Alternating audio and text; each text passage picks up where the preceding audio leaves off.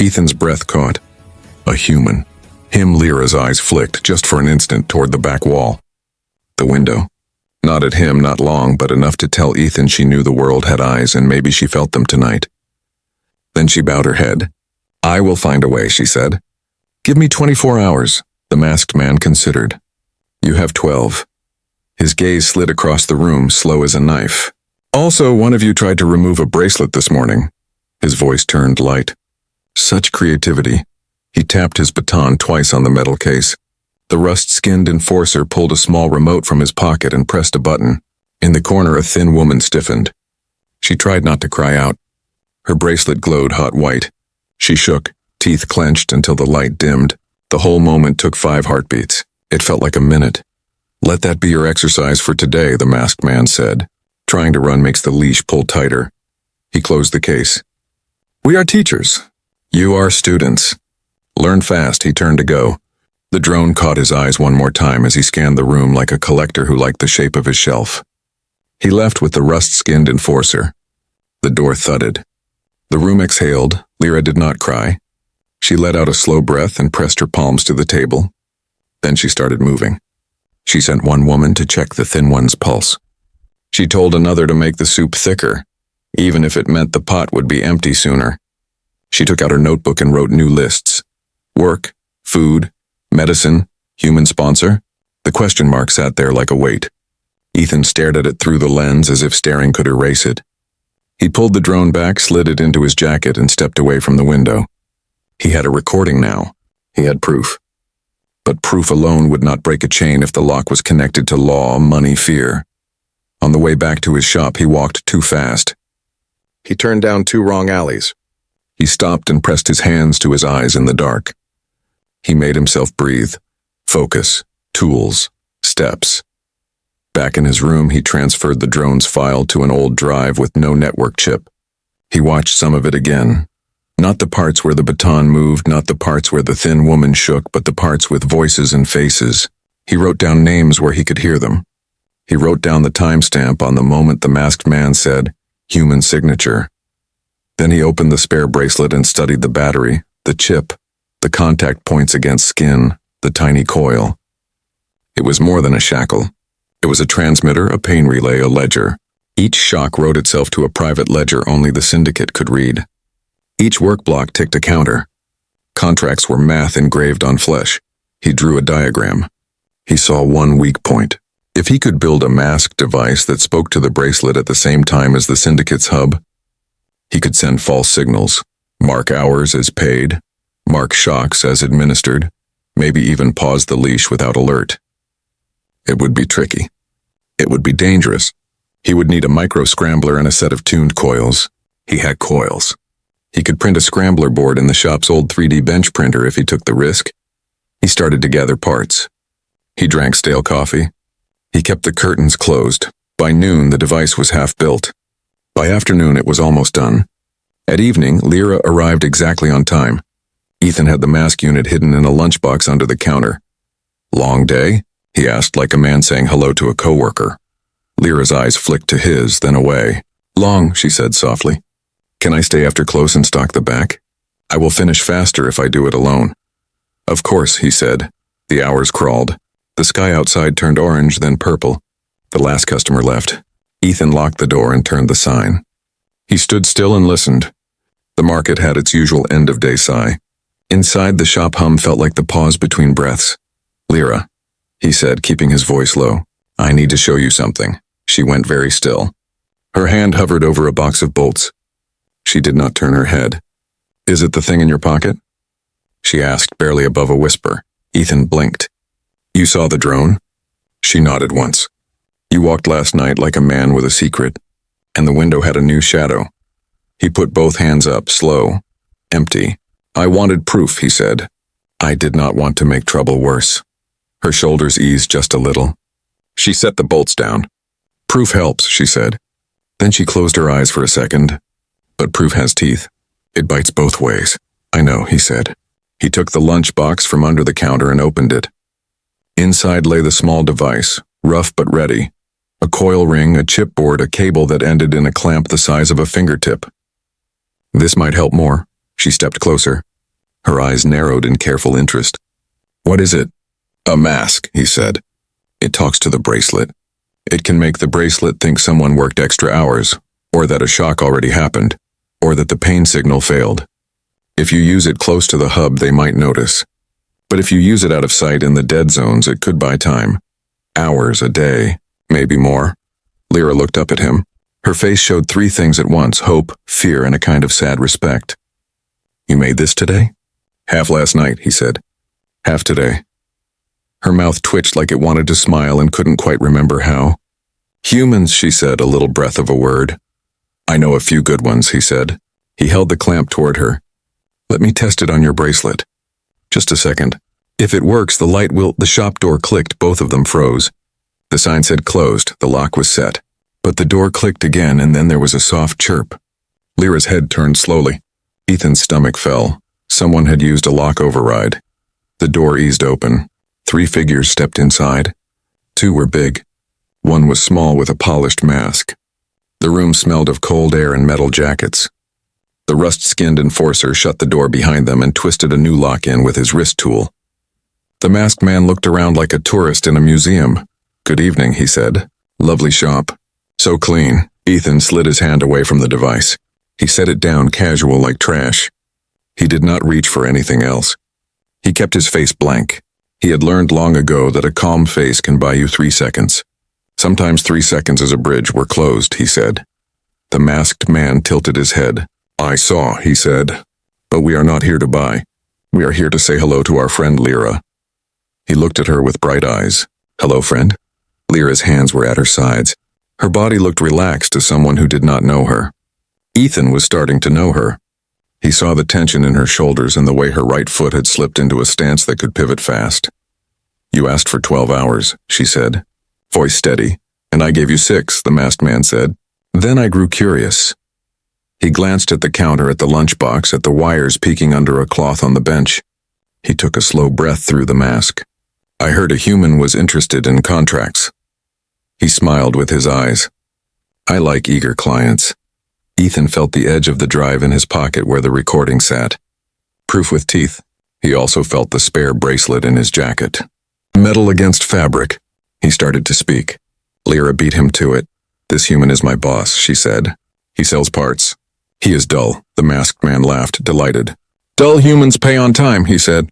"I love dull." He stepped closer. He pointed at the lunchbox. "What is that?" "A broken coil," Ethan said, and lifted the lid.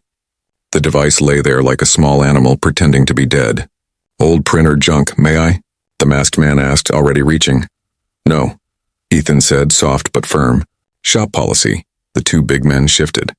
The rust-skinned enforcer's hand brushed the baton. The room shrank. The masked man's eyes stayed bright. "Policy is a fine word," he said. "I have a word too, premium." He looked at Lyra. "We will apply it now. No human signature required when we have community consent." He spread his hands to show the community was the 3 of them with the door locked behind them. "Isn't law fun?" Ethan saw Lyra's face change, not much.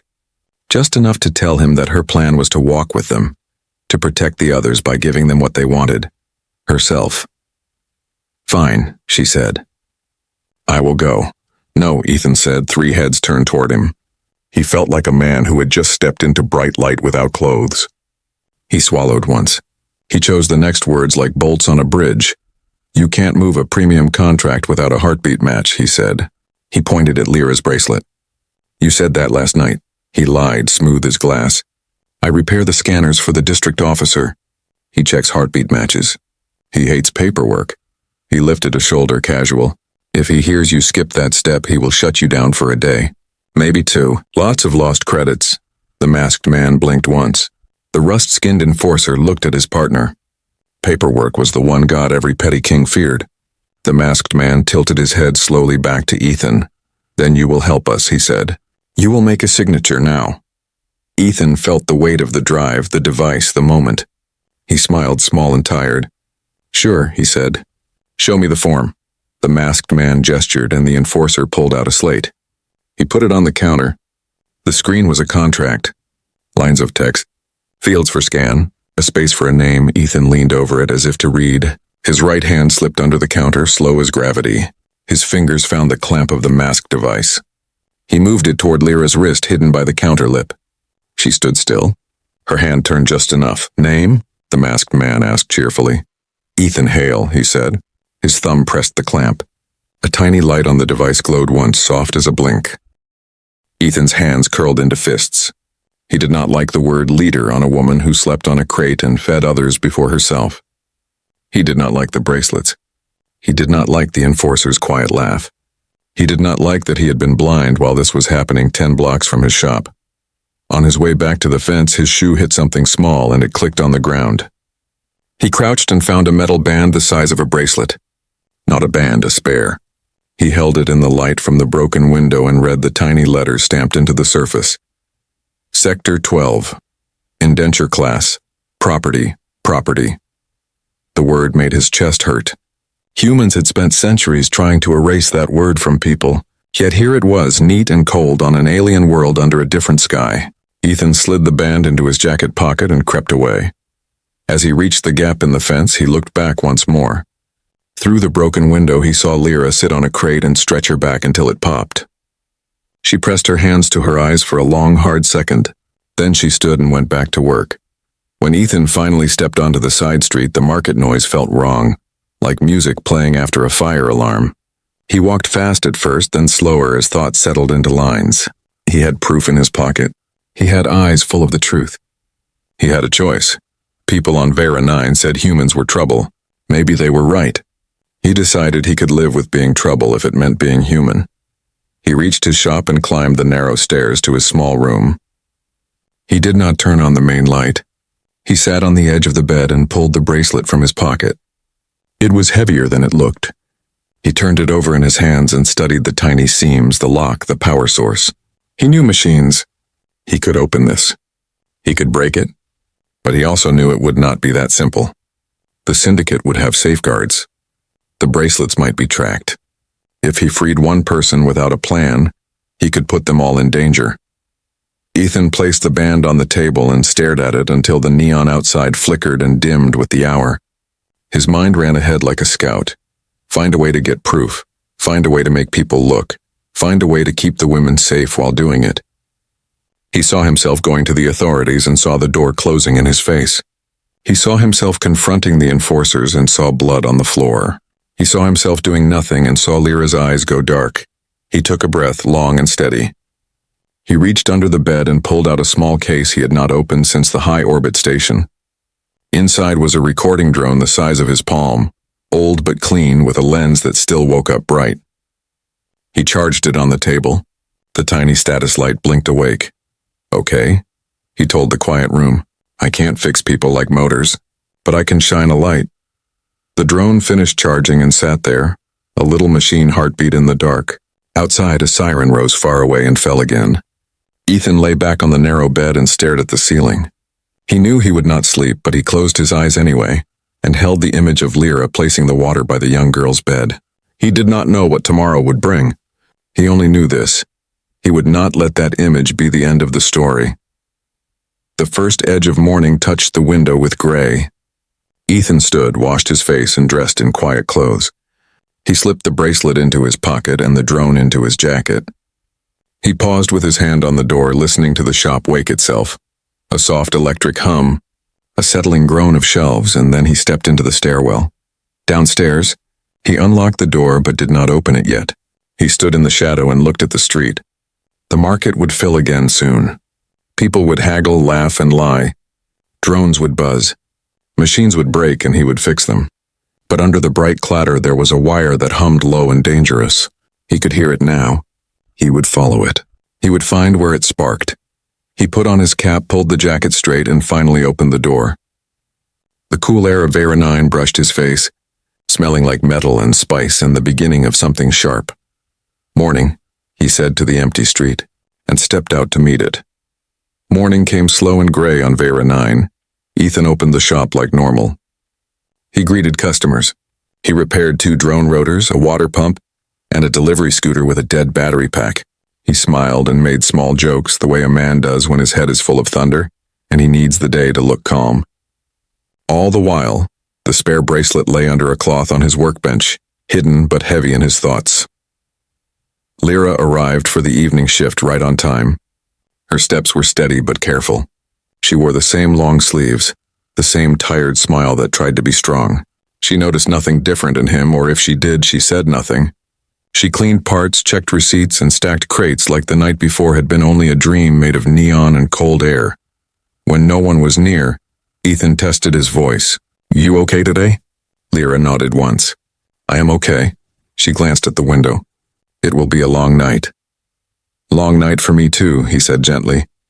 "Lots of orders." She gave a small smile. "Then we keep moving." They kept moving.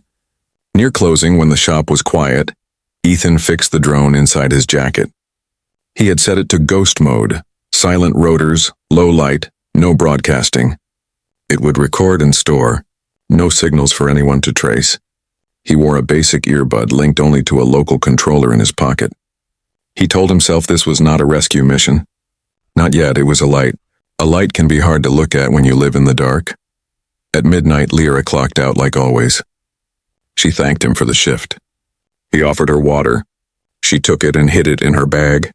Then she left. Ethan waited 2 minutes, counted slow, and locked the door behind him. He kept to the shadows at the same distance as last night. He did not like sneaking. He liked even less the thought of staying blind. They passed the same brick walls and crooked pipes. A stray vendor was packing away hot buns. The smell made Ethan's stomach pinch. He had forgotten to eat. Lyra paused twice, listening. She had instincts like a fox. Ethan froze both times, breath held, body still. She moved on. He did too. At the fence, she slipped through the gap. He waited, then followed, the drone humming silent against his ribs. He circled to the same broken plastic window and lifted a corner. The warehouse glowed with the same sad lamp. The same mats. The same thin soup. But the room felt different. Tighter. Watching. The rust-skinned enforcer stood by the door with another man now, a shorter one with a polished mask hiding the lower half of his face. A patch of 2 crossed chains shone on his jacket. His eyes were small and sharp, and he held a slim baton like it was an extension of his thoughts.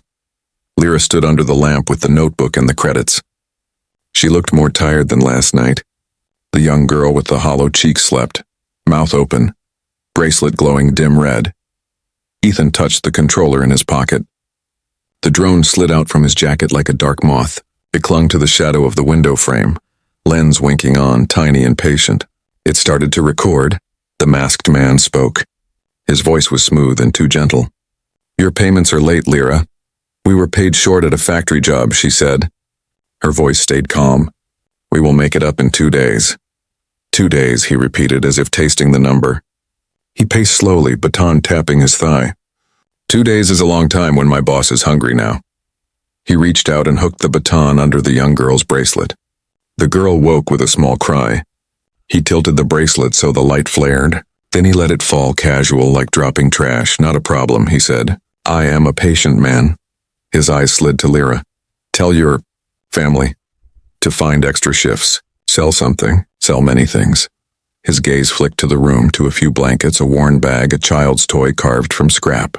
He smiled behind the mask. "Surely you have something left." Lyra stood very still. "We do not steal. We work." "You work very well," the man said. Almost human. The women in the room went quiet. Ethan felt heat rise in his chest. He kept the drone steady. The rust-skinned enforcer opened a metal case on a crate. Inside were new bracelets. He lifted one and shook it so it clinked. 3 more, he said in a flat tone. 3 new contracts to cover the debt. Or 1 premium contract. Silence again. Lyra looked at the notebook. She counted in her head. Ethan saw the numbers on her face. 20 women. 1 sent to the clinic yesterday, 2 who might not make another week. He saw the choice being built in her mind. Sacrifice 3, or give up 1 who was strong enough to carry the rest. Lyra's hands were steady when she set the notebook down. "Give me the premium contract," she said. Someone in the room whispered her name, frightened. The masked man stopped pacing. "You?" he asked, amused. "Again?" Lyra lifted her chin. "I am the one who can work the longest." The man laughed, soft and slow. "You already do. Still, the premium contract is different. Hours are extreme." He gestured lazily. "Work blocks of 20, breaks of 2. Pain compliance when needed.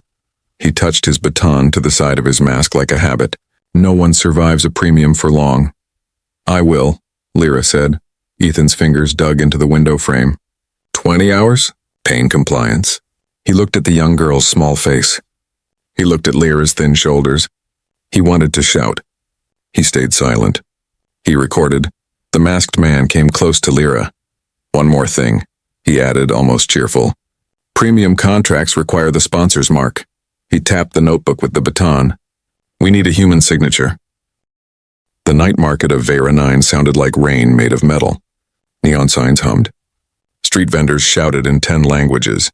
Delivery drones buzzed overhead and left faint trails of blue light in the dust. Ethan stood inside his small repair shop with the lights half off and the glass door locked. He told himself he was counting inventory. He told himself he was finishing the day's bills. But his eyes kept drifting to the clock and the empty street beyond the glass. He was waiting for her. Her name was Lyra. She worked the evening shift and the night shift at his shop, one right after the other, 7 days a week. She was tall, with silver skin that caught every color of the neon signs. Her hair fell straight and black to her shoulders. When she was tired, tiny blue sparks flickered at the corners of her irises like lightning trapped inside glass. She never complained, never asked for help, and never took a proper break. She just worked, cleaning parts, sorting orders, hauling heavy crates that even some men found hard to lift. When she thought no one was watching, she would lean on a shelf, close her eyes for 3 seconds, and then force herself to move again. Ethan had hired her because she was brave enough to walk in when everyone else avoided a shop owned by a human. On Vera 9, humans were rare and not always trusted. Some of the local species saw humans as outsiders with quick hands and quicker tempers. Ethan did not have a temper, but he did have eyes. He had seen the way Lyra's hand shook when she signed the contract. He had seen the way she hid her wrist with long sleeves even in the heat. Now it was near midnight. The market outside was thinning. The air smelled like oil, hot glass, and sweet spice. Ethan packed the last crate, turned off the main lights, and stood a long moment at the workbench. He put the shop earnings into the safe.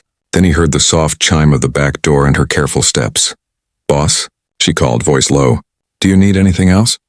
"No, Lyra," he said, trying to smile like he was relaxed. "You should go home. You did enough for 3 people today." She gave the smallest nod, like she was afraid that even a full nod might use energy she could not spare. She cleaned her hands with a rag and went to the locker. Ethan almost turned away. He did not want to stare, but he saw the moment she wobbled and had to catch herself on the metal shelf. He stepped forward, but she straightened so fast it was like she had pulled a wire inside her back. "I'm fine," she said. "Just stood too fast. I can call a scooter," he offered. "On the house." "That would be kind," she said. And then she did something he would think about all night. She looked grateful and ashamed at the same time. "But I will walk. The air helps. Then at least take water." He held out a bottle. She hesitated, then took it, and he saw it. A thin, dark band at her wrist, half hidden by her sleeve. It was metal, but not like any bracelet he had sold or repaired. There were marks on it. At first glance, they looked like alien glyphs. Then he realized they were not. They were human letters, small and neat, pressed into the dark surface. Before he could read them, she slipped the bottle into her bag and pulled her sleeve down. "Good night," she said with a soft bow. She walked to the door with that same careful pace, like a dancer hurt in the middle of a show who refuses to limp where people can see. The door closed. The chime faded. Ethan stood alone in the half-dark. His chest ached, and he didn't know why. Maybe because she reminded him of the old Earth factories in the history feeds. People working until they broke, and then working more because there was no other choice. Maybe because her eyes, even when tired, had that small, steady light. He finished his tasks. He counted the bolts twice. He wrote down tomorrow's orders. When he finally stepped outside, the market had turned into a skeleton of light. Most stalls were dark, but a few loners still burned neon. Street cleaners whirred along the edges, sucking up wrappers and dust. Ethan locked the door, slid the keys into his pocket, and almost went left toward his small room upstairs. Instead, he went right. He told himself he was only going to the noodle stand. He told himself he was hungry, but his feet took him down the same alley he had seen Lyra use many nights. He kept a good distance, staying in the shadows, feeling equal parts guilty and stubborn. He did not want to invade her privacy. He also did not want to lie awake wondering why a young woman would punish her body like that. Why she wore a strange bracelet. Why her eyes looked like storms bottled behind glass. The alley opened to a side street with old brick walls and crooked pipes. The neon here was weaker. The ground was uneven, patched with metal plates. He caught a glimpse of Lyra's hair at the far end, moving toward the industrial quarter. She walked as if she knew every crack, every dip, every blind corner. Twice she paused, listening. Twice he pressed flat against cool brick and held his breath. Ethan had come to Vera 9 to start new, away from Earth's noise and his family's size. He knew how to fix broken things, machines mostly. People were more complicated. As he followed, he remembered a day from 2 years ago. A factory accident on a high-orbit station where he had done contract work. A worker trapped under a unit, everyone yelling, no one acting. Ethan had moved fast and without thinking, and later his supervisor had scolded him. You can't fix every person like you fix a motor. He knew that was true. But he also knew that if you never tried, you broke inside. Lyra reached a fence that marked the edge of an old human mining base. The base had closed years ago when the metal veins ran dry and the investors moved on. Now the fence leaned and the warning signs were sun-bleached. Behind the fence were low buildings with cracked windows and roofs that looked tired of standing. On some nights, people said you could hear ghosts of machines still working. Ethan did not believe in ghosts. He believed in echoes. Lyra slipped through a gap where the fence had been cut and bent back. She moved like she had done this 100 times. Ethan stopped. He could go home. He could pretend he had never seen the bracelet. He could tell himself that her life was her own, and that he was a fool to care. He stood there with the streetlight drawing a pale circle around his shoes. Then he remembered the moment she almost fell and pretended not to.